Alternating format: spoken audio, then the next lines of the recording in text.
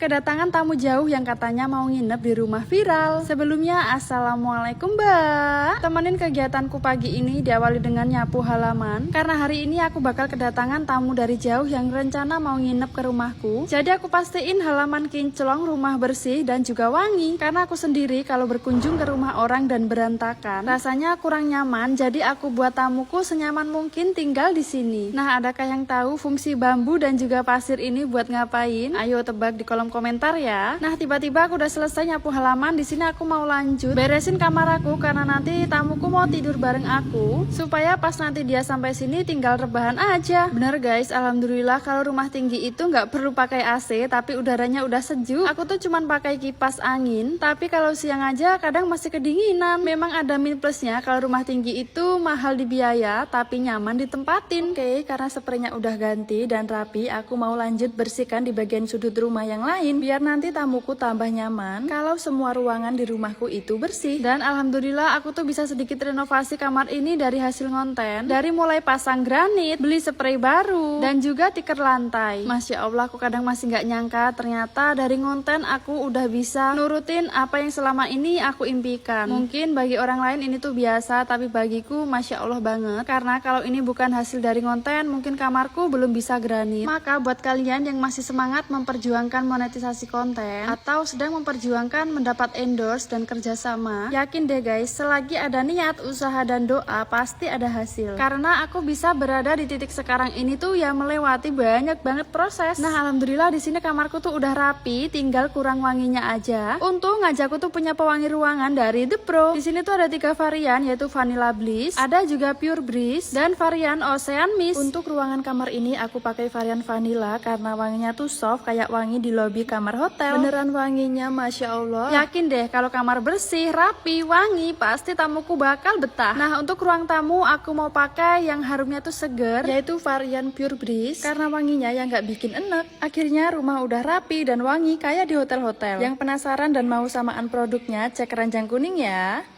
Nekat pengen jadi konten kreator walaupun ngedit aja nggak bisa. Sebelumnya assalamualaikum mbak. Yuk temenin aku beres-beres sambil cerita tentang dunia perkontenan. Ayo siapa nih teman-teman yang pengen mulai konten tapi bingung caranya ngedit, caranya upload, cara mulainya dari mana, ujung-ujungnya sampai sekarang nggak pernah mulai. Jadi setiap hari nontonin orang-orang yang udah sukses dari berkonten. Nah, kalau kalian kayak gitu berarti sama kayak aku dulu. Padahal beberapa tahun yang lalu banyak banget yang support aku untuk konten, tapi ya seperti yang tadi aku bilang, kebanyakan bingungnya daripada mulai. Sampai akhirnya di tahun 2025 September aku mutusin buat bener-bener konsisten. Emang sih guys, pas awal-awal ngonten aku juga malu, editnya pun acak-acakan, isi suara juga masih susah, malu, kadang sering bingung juga mau ngomong apa, sering banget ngerasa malu sama tetangga karena apa-apa di videoin, apalagi pas diposting videonya tuh nggak ada yang nonton sama sekali. Itu rasanya sedih banget guys. Tapi karena aku orangnya nggak pantang menyerah dan nggak gampang putus asa, aku terus lanjut dan terus belajar. Tapi aku belajarnya nggak sama orang-orang langsung ya guys, tapi aku belajar di sosial media. Jadi dari awal konten aku nggak ada yang ngajarin, kecuali aku nyari ilmunya sendiri di sosial media. Karena sekarang banyak konten kreator hebat yang membagikan ilmunya di sosial media kan. Tinggal kitanya aja mau belajar atau enggak. Nah, jadi buat temen-temen yang pengen mulai konten, saran aku mulai aja dulu. Jangan kebanyakan bingung, karena kalau kalian bingung terus sampai kapan pun enggak bakalan mulai. Karena dari mulai itulah nanti kalian akan tahu di mana letak kesalahannya dan mana yang harus diperbaiki. Karena para konten kreator hebat itu bermula dari konten-kontennya yang jelek juga. Intinya jangan pernah bosan buat belajar guys. Dan ini yang paling penting, yaitu harus percaya diri. Karena percaya diri adalah pondasinya seorang konten kreator. Pokoknya apapun konten kalian, yang penting upload dulu aja. Karena kita nggak bakalan pernah tahu konten mana yang bakal membawa kita ke jenjang kesuksesan kan. Karena banyak para konten kreator yang sudah sukses bisa membangun rumah, bisa beli mobil, beli tanah dari uang hasil ngonten. Siapa sih yang nggak pengen? Yuk buat kalian yang masih ragu-ragu, kalau kalian bisa konsisten, dunia perkontenan tuh menjanjikan kok guys. Selain kita bisa dapat dolar dari postingan kita juga bisa dapat endorse. Karena kalau kita udah punya nama tuh enak banget buat nyari uang di dunia perkontenan. Yuk guys, semangat ngonten daripada nontonin aku terus.